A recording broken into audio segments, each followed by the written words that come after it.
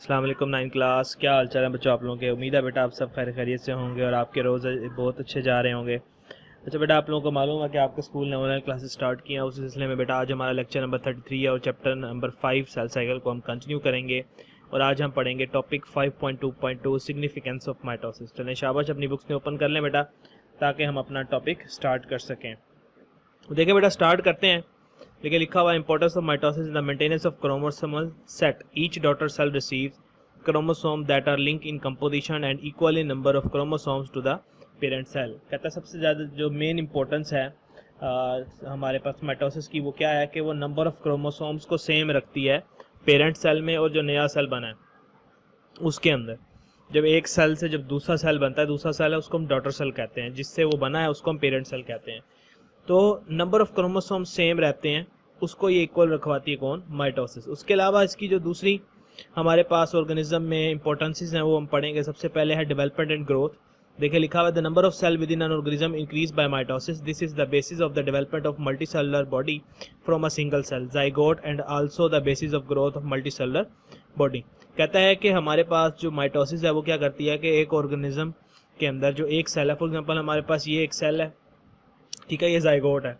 अब जाइगोट में cell division होती है तो छोटे छोटे सेल्स बनते हैं और ये छोटे छोटे सेल्स बनते बनते और एक पूरी मल्टी सेलुलर बॉडी बन जाती है। तो वो किस वजह से बनती है? इसी माइटोसिस की वजह से। नेक्स्ट बात करें सेल रिप्लेसमेंट की, तो देखें लिखा हुआ in some parts of the body for example skin and digestive tract cells are consumedly constantly sloughed off. Sloughed off का मतलब उतर जाते हैं, रिप्लेस्ड बाय न्यू वंस। कहता है कि हमारी जो ऑर्गन्स है, जैसे हम स्किन की बात करें और हमारे डाइजेस्टिव ट्रैक की जब वहाँ से फूड जब गुजरती है और हमारी स्किन पे जब कहीं रगड़ लगती है तो उसके सेल जो हैं वो उतर जाते हैं और माइटोसिस की वजह से नए सेल्स आ जाते हैं। तो इसको हम कहते हैं, इससे क्या हो रही है? हमारे पास सेल रिप्लेसमेंट हो रही है। New cells are found by mitosis and so are next exact copies of the cells are being replaced. तो कहता है माइटोसिस की वजह से क्या होता है, वही पुराने सेल्स निकल जाते हैं और नए सेल्स वहाँ पे आके उसकी जगह ले लेते हैं। आगे उसने एग्जांपल दिया, कहता है for example red blood cells have short life span. कहता है जो रेड ब्लड सेल्स हैं उनकी जिंदगी थोड़ी होती है, सिर्फ 4 महीने की होती है। New red blood cells are formed by mitosis. तो माइटोसिस की वजह से नए बन जाते। तो ये आपके पास एक एमसीक्यू आ गया यहाँ पे कि लाइफ स्पैन कितना होता है रेड ब्लड सेल का? वो होता है 4 मंथ्स। और एक मंथ में कितने हफ्ते होते हैं? 4 वीक्स होते हैं। तो 4 वीक्स को आप मल्टीप्लाई करना है 4 हफ्तों से, 4 महीनों से, तो आपके पास 4 से 4 4 16, वेरी गुड। तो 16 वीक्स और 4 मंथ इनकी जिंदगी होती है किसकी? रेड ब्लड सेल की। आगे चलते हैं, रीजनरेशन। कहते हैं some organisms can regenerate parts of their body. The production of new cell is achieved by mitosis. For example sea star regenerates is almost its lost arm through mitosis. कहता है ये उसने एग्जांपल दी सी star की। कहता है अगर इसका एक आर्म भी लॉस्ट हो जाए तो माइटोसिस की वजह से ये अपना पूरा आर्म रीजनरेट कर लेती है, दोबारा पैदा कर लेती है। उसके बाद आगे चलें हम किसकी बात करते हैं? एसेक्सुअल रिप्रोडक्शन की। तो माइटोसिस एसेक्सुअल रिप्रोडक्शन में बहुत ज़्यादा हेल्प आउट करती है। The organism produce genetically similar offspring through asexual reproduction. Mitosis is a mean of asexual reproduction. कहता है एसेक्सुअल रिप्रोडक्शन की वजह से जो मुख्तलिफ ऑफस्प्रिंग है वो अपने पेरेंट्स के जैसे पैदा होते हैं। For example hydra reproduce asexually by budding. कहता है हाइड्रा में क्या होती है? बडिंग होती है। तो ये आपके पास एमसीक्यू में है, ठीक है।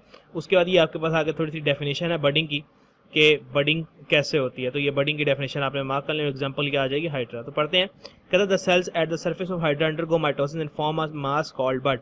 कहता है कि जैसे ये हाइड्रा है बड़ा, तो इसके ऊपर यहाँ पे रिप्रोडक्शन होगी माइटोसिस, जैसे एक बड सा बन जाता है। तो ये बड़ा होता है, एक नया हाइड्रा बनता है, फिर हाइड्रा यहाँ से टूट के अलग हो जाता है। कहता है mitosis in continues in the cell of bud and it grows into a new individual.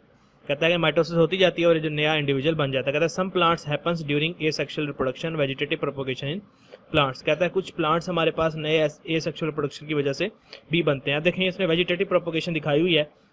तो कैसे कि ये एक पौधा है, ठीक है, इसको हम पत्थर चट कहते हैं। इसमें क्या होता है कि देखें इसकी टहनी मुड़ रही है, तो ये टहनी मुड़ती है ऐसे और ये ज़मीन में टकराती है जब, तो इसके नीचे से क्या होती है? रूट्स निकल आती हैं, फिर ये से अलग हो जाती है। इस तरह से 1 से 2 प्लांट बन जाते हैं और ये भी किस वजह से बनते हैं? एसेक्सुअल रिप्रोडक्शन, माइटोसिस की वजह से। ठीक हो गया बेटे? तो ये इंपॉर्टेंट है और ये पूरा लॉन्ग क्वेश्चन आ सकता है कि सिग्निफिकेंस ऑफ माइटोसिस लिखें, तो ये आपने तीनों हेडिंग्स करनी है। अब ये शॉर्ट के लिए बहुत इंपॉर्टेंट है बेटा, एरर्स इन माइटोसिस। इसको ध्यान से समझिएगा, ये बहुत ज़्यादा इंपॉर्टेंट टॉपिक है हमारे पास। तो पढ़ते हैं हम errors in mitosis. Errors in the control of mitosis में कॉज कैंसर। कहता है कि अगर माइटोसिस को हम कंट्रोल नहीं कर पाते, माइटोसिस का जो एक आपकी बॉडी माइटोसिस को कंट्रोल कर रही होती है, तो वो अगर ना कंट्रोल कर पाए, उसमें एरर आ जाए, तो हमारे पास कैंसर हो सकता है। कहता है all cells have genes that control timing and number of mitosis. कहता है तमाम सेल्स के अंदर एक जीन मौजूद होती है। वो जीन क्या करती है, वो कंट्रोल करती है कि एक सेल ने कितना मल्टीप्लाई होना है माइटोसिस के अंदर, यानी इसमें कितनी माइटोसिस होनी है, मतलब 1 से 2 बनने हैं, फिर उससे आगे भी 2 बनने हैं कि नहीं बनने। Sometime mutation occur in such genes and cell continues to divide. कहता है कभी कभार इन जीन में मसला आ जाता है और वो सेल क्या होता है, डिवाइड होता चला जाता है। It result in the growth of abnormal cells called tumour. वो कहता है कि इसकी वजह से हमारे पास इस जीन में मसले की वजह से क्या होता है कि सेल जो हैं वो ट्यूमर में कन्वर्ट हो जाते हैं, क्योंकि एक ही जगह बनते जाते हैं तो गिल्टी सी बन जाती है, उसको हम ट्यूमर कहते हैं। ठीक है, तो ये ट्यूमर की डेफिनेशन होगी। अब चले, ट्यूमर 2 तरह के होते हैं। Tumour remain in the original position, they are called benign tumours. कहता है अगर वो एक ही जगह पे रहे तो वो बिनाइन कहलाता है, मतलब जहाँ पे बना वहीं पे खड़ा हुआ है तो वो बिनाइन ट्यूमर है, उससे इतना ज़्यादा मसला नहीं होता। But if they invade the other tissue and they are called malignant cancerous tumours and so their cells are called cancer cells. कहता है अगर ये ट्यूमर क्या करे, साइड वाले सेल्स को भी, टिश्यूज को भी नुकसान पहुंचाने लग जाए, मतलब ट्यूमर फैलने लग जाए, ठीक है, तो उसको हम क्या कहते हैं, कैंसरस ट्यूमर कहते हैं। मतलब फिर वो बिनाइन ट्यूमर के बाद में कैंसर ट्यूमर बन सकता है। तो such tumour can send cancer cell to other part of the body where new tumours may form. कहता है ये सेल्स पे नई जगह पे चले जाते हैं, वहाँ पे और ट्यूमर्स बन सकते हैं। This phenomena is called metastasis, और इसको हम क्या कहते हैं, मेटास्टेसिस। इसका मतलब क्या होता है, स्प्रेडिंग ऑफ डिजीज। ठीक है, तो ये जो कैंसर सेल्स है ये आगे जाके दूसरे पार्ट्स को भी डैमेज करेंगे, तो उसको हम मेटास्टेसिस कहेंगे, जिसका मतलब होगा स्प्रेडिंग ऑफ डिजीज। ठीक है बेटा, तो ये आपने यहाँ से यहाँ तक कर लेना है। इसमें बिनाइन और मैलिग्नेंट का डिफरेंस आ सकता है, मेटास्टेसिस आ सकता है, कैंसर आ सकता है। ठीक है, तो याद रखना है कि मैलिग्नेंट ही कैंसर है। क्लियर है बेटा, तो इसको आपने अच्छे से याद कर लेना है।